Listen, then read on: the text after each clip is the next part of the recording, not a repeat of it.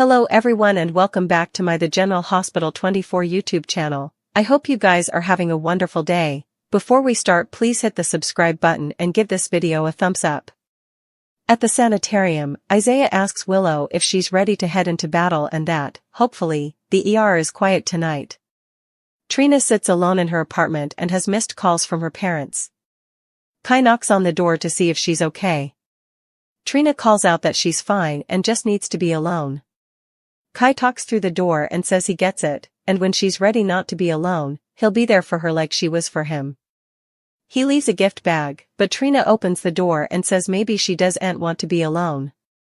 Trina invites him in, and they sit down. She tells him about Spencer. She explains she's moving on, but Emma's gift touched off her and brought her grief back. It sneaks up on her every now and also. She fills him in on her and Spencer's story, and that he failed saving her life. Trina feels she's taken this to a dark place, but Kai insists he wants to know all of her, indeed the dark and saddening corridor. He says the more he gets to know her, the further beautiful she is, and they kiss. He tells her happy birthday and eventually gives her his gift bag. He says she can open it when she's ready and thanks her for telling him about Spencer. He tells her to have a good night and takes off. Once alone, she opens the bag, and outside is a framed print of them and the oils they created at the gallery. At the Quartermain manse, Tracy yells for Sasha from the living room. She needs tea, so Sasha goes to get it. Gio returns from Trina's party, and Tracy asks if he saw any government officers or a bulldozer out there. He says no, and Brooke Lynn asks her granny what she's up to. Sasha brings Tracy and the others tea, and Tracy tells Brooke Lynn, Chase, and Gio that she's securing the family, and this thing with the family vault has gotten out of control. She blasts Chase for siding with the adversary, but Gio interrupts and says Chase was just following the law. Still, perhaps there's a way to make the law work for her. Tracy says, as it should, got to run. Tracy heads out. They all sit down to enjoy tea, and Brooke Lynn thanks them all for being patient with her granny. Chase says nothing should have to move their departed family members, and Sasha calls what Drew is doing distasteful and creepy. Sasha says Tracy goes down to the vault 3 times a week at least, and visiting her family really matters to her. Chase says Drew didn't have to do this, and he was only doing it to hurt Tracy. Brooke Lynn says Drew has picked a fight with the wrong broad. Latterly, Gio helps Sasha clean up, and they sputter about Tracy and how she's taken them in. Indeed if they aren't a part of the family. Chase and Brooke Lynn snuggle on the settee, and he tells her she's a lot like Tracy. Brooke Lynn generally would have said she's more like Gloria, but now she's redefining that. Chase wonders what's going on with Gloria and her. She shuts all the doors for sequestration and tells Chase that her grandmother knew about her gestation. She explained that her mama commended in her grandma and that they kept it from her. Brooke Lynn feels she should have been told about this and also tells him that Lulu knows the verity as well. All she knows is her mama talked to Martin about her baby and Lulu set up out. Chase wonders why she was talking to Martin and if she could be looking for her baby. Brooke Lynn says her relationship with her mama and grandma now feels different, as they kept secrets from her. Brooke Lynn realizes she's doing the same thing to him. He says he loves her, and nothing she can say will change that. She prays that's true and no way told him who her baby's father was. She tells Chase that it's Dante. Martin drops by Laura's place to check on his family, who must be relieved that her granddaughter is home safe. He thinks effects are starting to look up for their family. Laura hopes Lulu can get to know Martin now without the shadow of Valentin brewing over them. There's a knock at the door, and Laura isn't awaiting anyone. It's Anna and a civil marshal. Laura asks what's going on. Anna explains they're then to serve an arrest leave for Martin. Martin says he hasn't done anything wrong, and what's he being charged with? Anna says, supposedly, he's being extradited to California for failing to pay alimony to one of his ex-wives, whose name isn't listed on the leave. Martin says he's not before on any payments. Tracy shows up to bewail, and Martin realizes this is all Tracy's doing. She admits it is.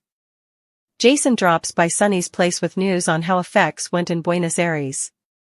He tells Sonny it was Valentin who led them to Argentina, and he'd planned to hand Charlotte over, but he was awaiting Lulu.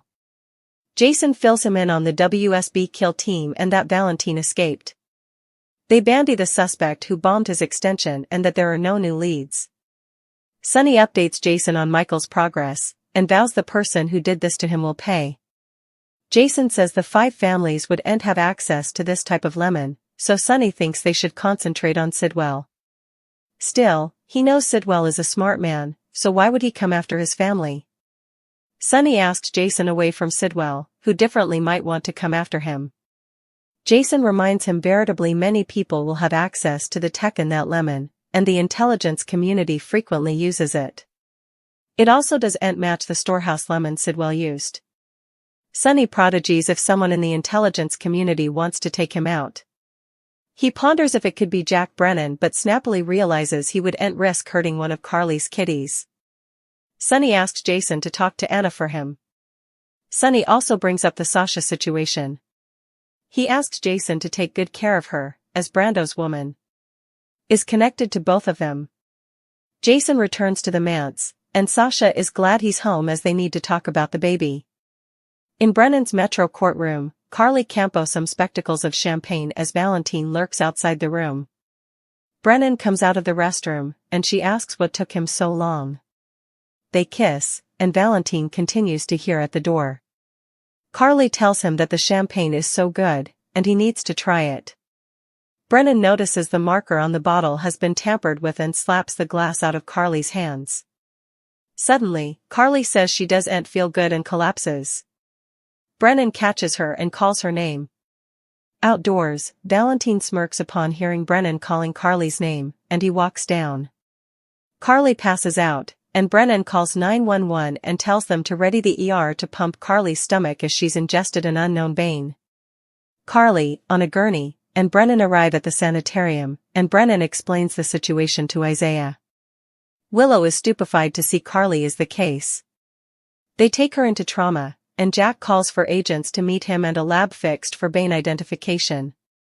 He also makes another call to someone and says he needs them at GH. Back at Laura's, Anna must go, and Laura asks Tracy what this is each about. Tracy explains she set about the nice commission Lucy made dealing Valentin's house, which Martin made a nice quantum of plutocrat off of too, and he forgot to report it as income. Martin says he was going to report it, and this doesn't make sense as all his spouses live on the East Coast. He also recalls he married one in LA. He says this ex-wife is bad, the worst, and she makes Blair look nice. Laura asks Tracy what they've to do to make this go down.